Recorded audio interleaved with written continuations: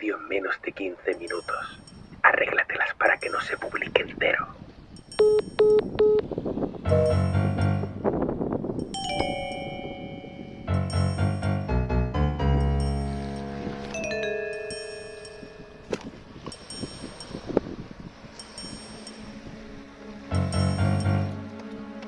Y posteriormente, Luis, hay que Tintín catalogado como el más peligroso de los dos. Posteriormente, el cómic El tesoro de Bacana Rojo, gracias a Hernández y Fernández, nos enteramos que Luis Pájaro logró escapar de la cárcel y se le vio merodeando cerca del barco que usaron Tintín y los demás para buscar el mencionado tesoro.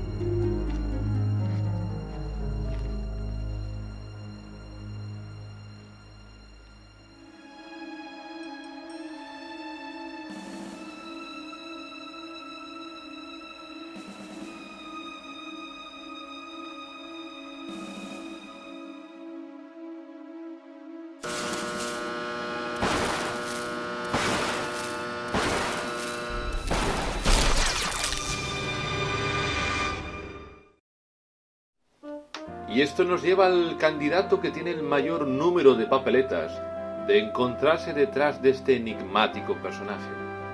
Número 1. ¡No! ¡No! ¡No! ¡No! ¡No! ¡No! ¡No! Se va justo la luz ahora. ¡No!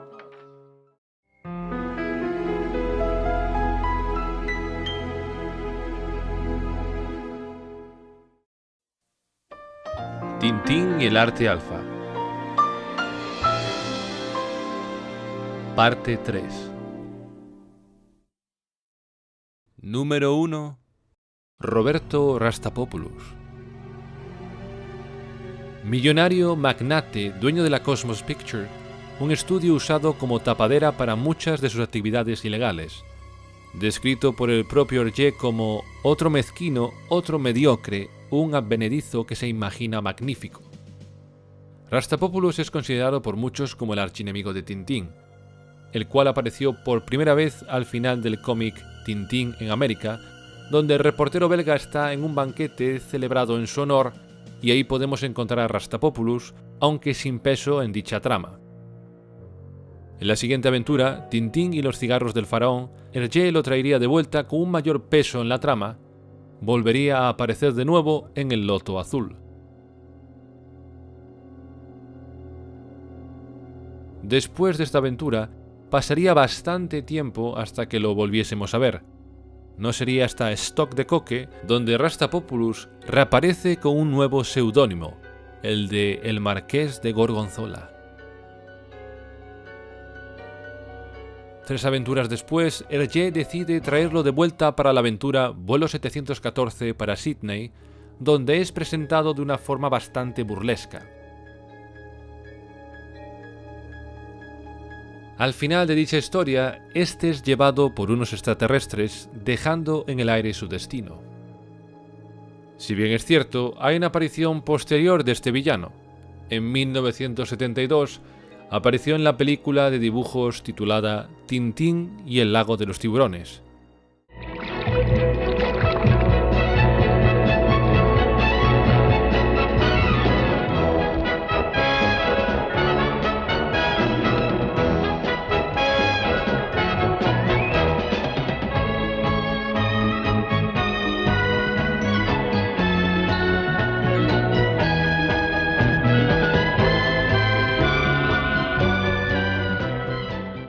Mucha gente no considera esta aventura como canon y por lo tanto no la incluye con el resto de aventuras, pero la versión libro de la película durante mucho tiempo se colocó después de Vuelo 714 para Sydney y antes de Los Pícaros, debido a las fechas en las que se publicaron dichas obras. Uno de los motivos por los que muchos no la consideran como canon es porque esta aventura no fue escrita por Hergé, que solo la supervisó, y en su lugar fue escrita por el creador de cómics belga, Michel Renier, conocido como Greg. Así que por parte de Hergé, para él la última vez en la que se vio a Roberto Rastapopoulos fue en el final de Vuelo 714 para Sydney. Algunas de las notas de Hergé que se encontraron tras su muerte revelan que se pretendía que Rastapopoulos se hubiera despertado en una isla desierta tras olvidar todo el plan para capturar a Carreiras. Y como bien sabemos, en la versión definitiva de Vuelo 714 para Sydney, Hergé no incluyó nada de esto. Por lo tanto, cuando uno se lee el cómic, le queda esa duda al final de saber hacia dónde se están llevando los tripulantes del OVNI a Rastapopoulos. Volviendo al tema de Ndadine Akas, Rastapopoulos siempre ha sido un villano que ha aparecido en los primeros puestos de todas las elucubraciones realizadas por fans. Esto se debe a varios factores. Primero es que Akas guarda un parecido bastante alto con Rastapopoulos. En los primeros bocetos publicados, esta semejanza era menor, pero luego se acentuó con las nuevas publicaciones en 2004, donde es posible ver algunos dibujos adicionales del misterioso personaje. A su vez, Akas es muy rico, como siempre lo fue Rastapopoulos. En todas sus fechorías se podía ver que era una persona bastante poderosa y que dinero no le faltaba. A Tintín le suena su voz, pero no es capaz de reconocerla. Aquí alguno podría pensar que ¿cómo es esto posible? Tintín debería reconocer la voz de Rastapopoulos con cierta facilidad. Al fin y al cabo, se vieron tan solo 2 aventuras antes en Vuelo 714 para Sydney, donde también nos hace saber que le suena familiar su voz. Esto es cierto, pero hay que tener en cuenta que a Tintín y a los demás se les borra la memoria en esa aventura, así que no recuerdan haberse encontrado con Rastapopoulos. La película del Lago de los Tiburones, que se suele ubicar antes de Los Pícaros, trae de vuelta a Rastapopoulos, pero no es una obra realizada por Hergé, así que cuando estaba elaborando el arte alfa, parece claro que no tendría en cuenta esta aventura. Mis saludos, querido Tintín. ¡Por Neptuno! No les pasará nada a los pequeños si siguen mis instrucciones al pie de la letra. Sé que el aparato del profesor Tournesol está casi listo. Quiero ese aparato, Tintín, y tú me lo entregarás dentro de 2 días a las 12 en la playa. Ven solo y sin armas, y por ningún motivo avises a la policía. Recuerda que tengo 2 rehenes. Piratas. Esa voz. Yo conozco esa voz. Entonces, la otra ocasión donde Tintín ve a Rastapopoulos es en Stock de Coque. Y esa es la clave, literalmente lo ve. Ambos no llegan a juntarse y por lo tanto Tintín no oye su voz. Así que la última aventura donde Tintín recuerda haber escuchado a Rastapopoulos es al final del Loto Azul, 19 aventuras atrás. Demasiado tiempo para que Tintín pudiese reconocer su voz. Así que esto tendría sentido de ser Roberto Rastapopoulos el villano de la 24ª aventura.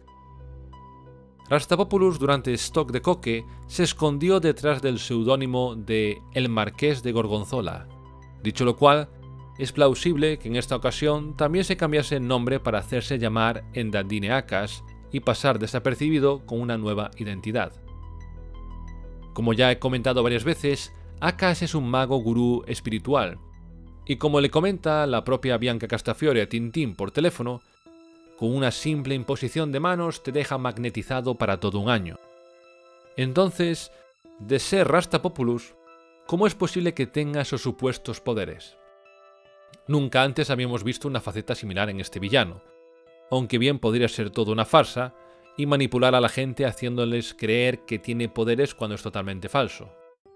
Pero aún así, en Vuelo 714 para Sydney, conocemos al personaje llamado Mick Stanitov, el cual tiene conexión directa con una raza de extraterrestres y el cual es capaz de hipnotizar a Tintín y a los demás, incluyendo al propio Rastapopoulos.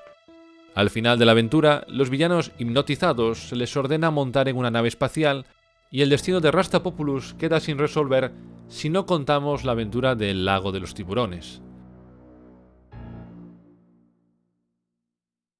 Dicho todo esto, ¿es posible que los poderes de Nadine Akas de alguna manera los adquiriese gracias a lo ocurrido ese día en vuelo 714 para Sydney? ¿O quizás los adquirió después? ¿Es posible que los aliens le hiciesen algo? Quizás lo llevaron a otro planeta y allí pudo adquirir poderes mágicos. O a lo mejor simplemente logró escapar y todo el tema de la hipnosis le pareció buena idea para su tapadera de falsificación de obras de arte. De todos modos, recordemos que en una de las notas de Hergé lo describe como un falso mago. En 1988, un artista bajo el seudónimo de Ramonas, nombre del personaje creado por Hergé para este álbum, edita una versión completa, no oficial, obviamente, de El Arte Alfa. En ella Tintín descubre que en Nadine Akas es Rastapopoulos y este último le dice: un poco de cirugía estética para mejorar mi aspecto, una peluca, una barba postiza, unas gafas y un disfraz y ya está, mi querido Tintín. Aquí vemos como pocos años después de la publicación de la obra inacabada Tintín y el Arte Alfa, mucha gente ya contaba con Rastapopoulos como opción más obvia para encarnar a Nadine. En 1986, un joven canadiense de 19 años se pasó un lustro entero convirtiendo los bocetos del Arte Alfa en un libro, intentando ser lo más fiel posible al espíritu de su creador oficial. En 1991 terminó su versión no oficial de dicho álbum, el cual incluso tuvo la bendición de Jacobs y de Moore, antiguos colaboradores de Hergé. De hecho, se dijo que este tenía conexión directa con Bob de Moore. Pues bien, en esta versión no oficial, Rodier también se decanta por Rastapopoulos como en Nadine Akas.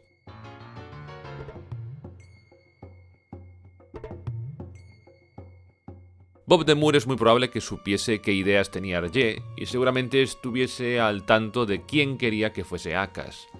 Así que si dio su aprobación a la versión de Rodier, es porque seguramente la elección de Rastapopoulos se ajustaba a la idea original del creador de Tintín.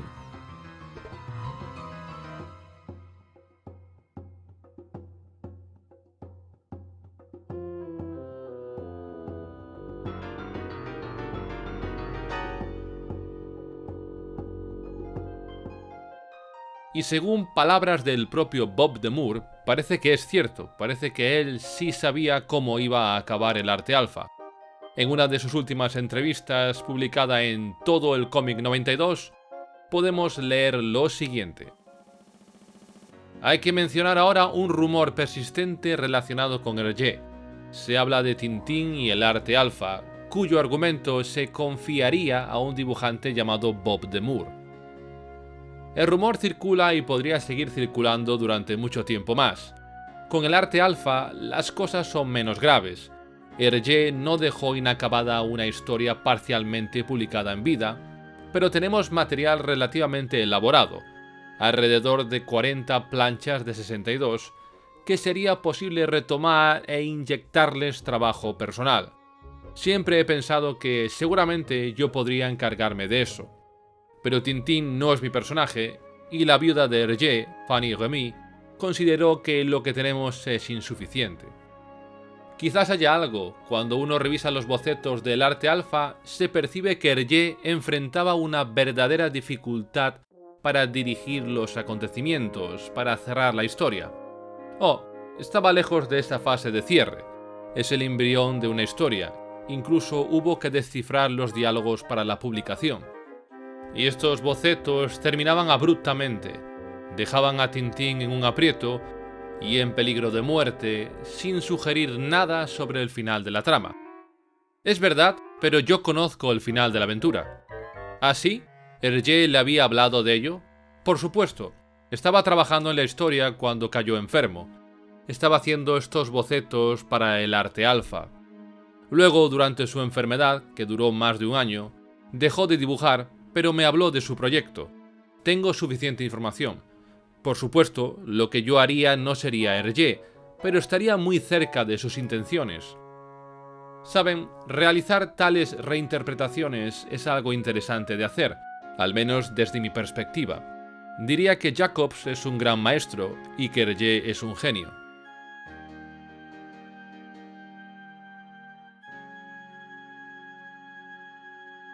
La asociación de fans de Tintín, conocida como los Pelícanos Negros, entre los que se encuentran líderes empresariales, altos funcionarios, abogados, gente del mundo de la comunicación y cargos electos locales y nacionales, el 21 de noviembre de 2016 llevaron a cabo la simulación de un juicio a Roberto Rastapopoulos. Se celebró en el Tribunal de Comercio presidido por el presidente Gérard Perre.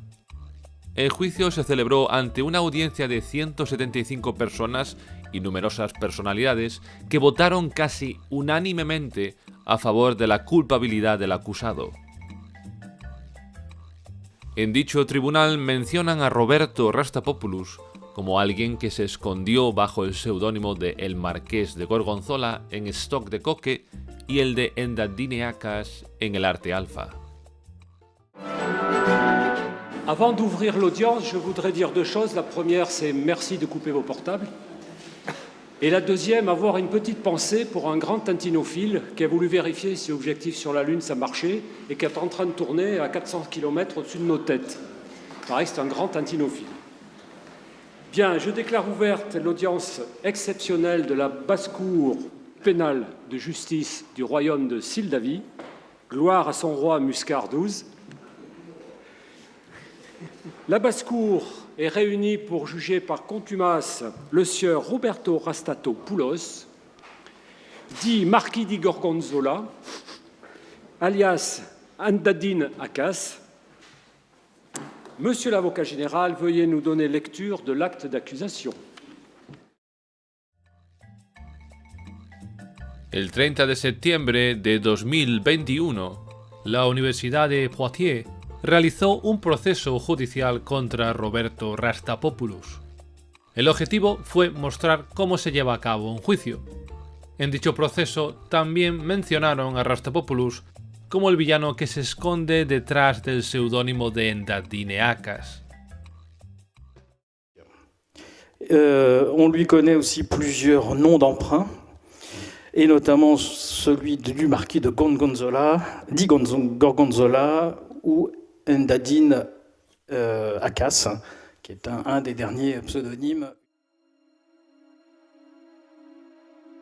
Una vez desarrollados los puntos más favorables con respecto a considerar a Rastapopoulos como Endadineacas, voy a mencionar aquellos en contra, que también los hay. La nariz no cuadra. Ambos personajes difieren en la nariz y por lo tanto tendría que haber una buena justificación detrás para que tuviese sentido ese cambio. Rastapopoulos sale en vuelo 714 para Sydney, solo 2 aventuras antes que el Arte Alfa, lo cual sería demasiado pronto y haría que al descubrirse su identidad perdiese un poco de impacto y sorpresa. Volviendo a vuelo 714 para Sydney, cabe pensar que los extraterrestres, al llevarse a Roberto Rastapopoulos y los demás enemigos, estos los llevaron a la cárcel y no los dejaron simplemente en libertad. Aunque Rastapopoulos ya ha escapado de la justicia anteriormente y por lo tanto algo similar no sería inusual. Harry Thompson, quien en 1991 publicó el libro titulado Tintín, Hergé y su creación, afirmó lo siguiente en esa misma obra sobre Endadineacas y Rastapopoulos. Durante un tiempo, Hergé decidió rescatar a Rastapopoulos como núcleo de esta conspiración, pero abandonó esa idea en 1980 cuando desarrolló el elemento del alfabeto. En la página web Unpublished Villains Wiki, si buscamos información sobre Endadineacas, aparece esta información con respecto a lo que os acabo de comentar. O Harry Thompson estaba equivocado, o la página anteriormente mencionada fue dibujada por Hergé antes de desistir en dicha idea. Pues bien, a colación de esto mismo que os acabo de contar, vamos a ver concretamente 2 páginas de bocetos de El Arte Alfa que se publicaron en 2004. Aquí podemos ver que efectivamente Hergé, en algún momento durante el proceso de creación artística de esta aventura, pues pensó en retomar uno de los villanos principales de las aventuras de Tintín. Aunque si nos fijamos, en ambos dibujos el nombre de Rastapopoulos aparece junto a un signo de interrogación. Esto da a entender que en el momento en el que se dibujaron, Hergé no tenía todavía la certeza de si Roberto Rastapopoulos sería el villano detrás del nombre de Endaldineacas. Adicionalmente, en las notas de esas viñetas, podemos leer la siguiente información sobre Rastapopoulos. De repente, aparece el enemigo final, literalmente desenmascarado. La cirugía plástica solo oculta la mitad de Rastapopoulos, el más malo de todos. Tintín y Rastapopoulos han vuelto a encontrarse cara a cara. Así que nos encontramos de nuevo. Bueno, amigo mío, vamos a verter poliéster líquido sobre ti. La obra será firmada por César y autentificada por un experto reconocido y enviada a Kemet. ¿Conoces a César? ¿Julio? Pregunta Tintín. No, César, el escultor. Estará en un museo y nadie sabrá nunca que la obra constituye el último paradero del reportero Tintín. Según el libro de Philippe Godin, Hergé y los bigotudos, en uno de los primeros bocetos de lo que finalmente se convirtió en Vuelo 714 y Pícaros, figura el nombre de Endaldineacas, es decir, una grafía alternativa de Endaldineacas. Aparte del nombre, la única otra información es que Acas es de Turquía. Rastapopoulos se menciona por separado en la misma lista, lo que indica que en aquel momento no eran la misma persona. En el libro Bob the Moor de la línea clara a las olas de Ronald Rosie se incluye esta interesante información. El dossier de El Arte Alfa que Peters tenía en su poder contenía 3 planchas elaboradas y 150 páginas de bocetos fugaces, a veces garabatos, a veces texto. Los diálogos estaban incompletos, a veces se contradecían, a veces tenían varias variantes. En esta etapa encontré que era un mal guión. Me dije a mí mismo que nadie entendería este revoltijo y que el público se aburriría. Por eso, en la transcripción de los textos, jugué un poco con la línea clara, omití las variantes, quería presentar una historia más fluida, más legible, dijo Peters. Fanny, quien fue la última esposa de Hergé, contó en una entrevista con Story en diciembre de 1986 una versión ligeramente diferente sobre la historia del origen del 24º álbum. Fue la voluntad expresa de mi esposo que en ningún caso se tocara el último álbum. Así estaba escrito en su testamento. El libro no puede ser completado sin mí. Hemos respetado piadosamente ese último deseo. Sin embargo, debía haber un homenaje póstumo a mi esposo. ¿Cómo podríamos rendirle un mejor homenaje? Sobre esa pregunta pensé, junto con los dibujantes del estudio Hergé que trabajaron fielmente a su lado durante años. Se reflexionó y se analizó. La reflexión llevó tiempo. Finalmente, llegamos a la conclusión de publicar el álbum tal como lo dejó Hergé. Eso significa incompleto, con los bocetos a lápiz, fragmentos de diseño de texto, correcciones y notas al margen. Este libro complacerá a los fans de Tintín y son muy numerosos. Además, creo que no podríamos haber demostrado un mayor amor y lealtad a Hergé y a su excepcional obra.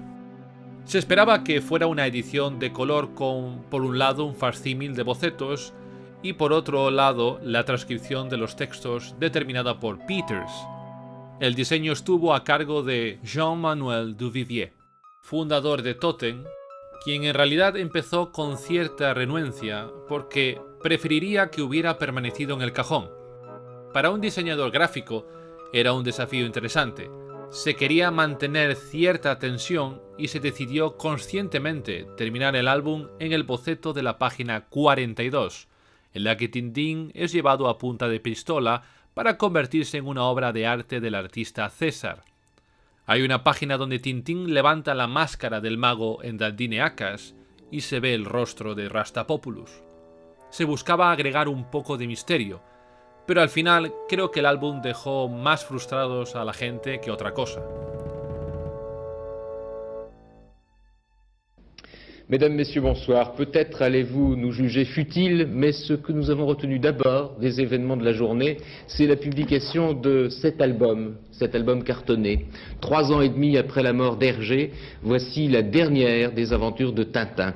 Elle ne ressemble pas du tout aux 23 précédentes, car c'est un album inachevé, un album dessiné au crayon. Ça lui donne un peu l'aspect émouvant d'un testament holographe. On pénètre avec ce document dans l'atelier, dans les secrets de fabrication de ce grand dessinateur, Hergé, dont on découvre chaque jour en le relisant qu'il était peut-être aussi, après tout et peut-être d'abord, un journaliste, et un journaliste de très grand talent.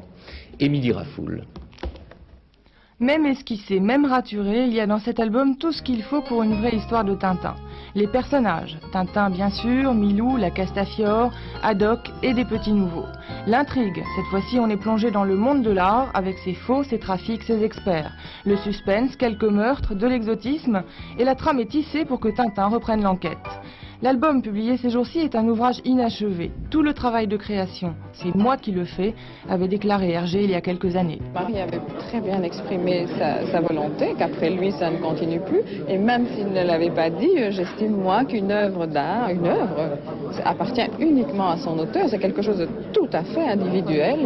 Et voilà, c'était pas pensable que quelqu'un d'autre fasse ça après lui, même avec talent, avec tout ce qu'on veut, ça n'aurait plus été le Tintin d'Hergé. Hergé avait donc demandé que Tintin s'achève avec sa propre mort. Ce dernier album se termine à la page 42, sans le mot fin.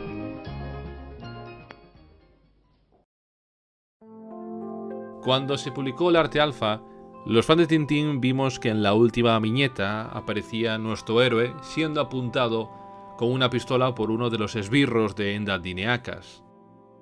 Dicha viñeta nos dejaba un futuro bastante incierto para Tintín. No sabíamos si este iba finalmente a morir a manos del villano de turno de esta aventura o se iba a salvar. Lo que se supone que pasaría después es que Tintín iba a ser llevado a una zona donde Endaddineacas y sus esbirros iban a intentar matarlo, convirtiéndolo en una figura de museo, una figura artística, vertiendo sobre él poliéster líquido. Durante mucho tiempo se pensó que esa fue la última viñeta en la que pudo trabajar Hergé, pero gracias a nuevas versiones del arte alfa que salieron más tarde, pudimos tener acceso a nuevos borradores del arte alfa y concretamente en una de las páginas donde hay ahí diferentes ideas, bocetos, notas del propio Hergé, podemos ver una pequeña viñeta donde Endaddine se quita, digamos, esa máscara o la nariz postiza y demás cosas postizas que lleva en el rostro, y acaba revelándose que es Roberto Rastapopoulos. Por lo tanto, esta viñeta, por todo lo que ocurre en la historia y tal cual está organizada, da a entender que ocurre después de que Tintín sea llevado a punta de pistola a otra zona en la mansión de Endaddineacas en Ischia. Es muy probable que antes de matar a Tintín vertiendo sobre él poliéster líquido, Endaddineacas, o detrás de él Rastapopoulos, quisiese mostrar a Tintín quién estaba realmente detrás de este enigmático personaje antes de acabar con su vida. Así que a falta de que se publiquen nuevos bocetos, nuevas páginas con más notas, más dibujos, etc., parece ser que la viñeta más avanzada en la historia que Hergé tenía en mente, o por lo menos en la que estaba trabajando en ese momento, es esta misma la que Endaddineacas revela que realmente es Rastapopoulos.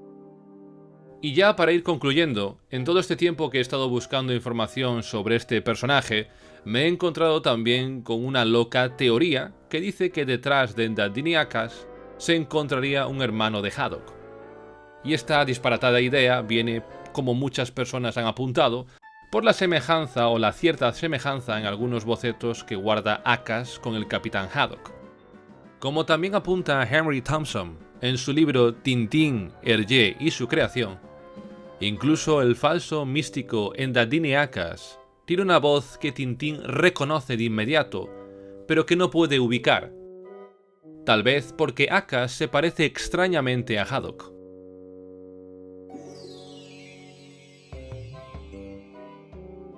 Y bueno, con eso llegamos al final del vídeo de hoy. Espero que os haya gustado y os haya parecido interesante. Dejadme vuestros comentarios al respecto a ver qué opináis. ¿Creéis que detrás de Endaddine Aka se esconde Rastapopoulos? ¿O pensáis que Hergé al final se hubiese decantado por otro personaje? Por otro lado, recordad darle un me gusta al vídeo si os ha gustado, cosa que ayuda mucho al canal, y suscribiros si lo veis oportuno, además de activar la campana para que os avise del futuro. Y nada más, muchísimas gracias a todos, hasta la próxima, chao.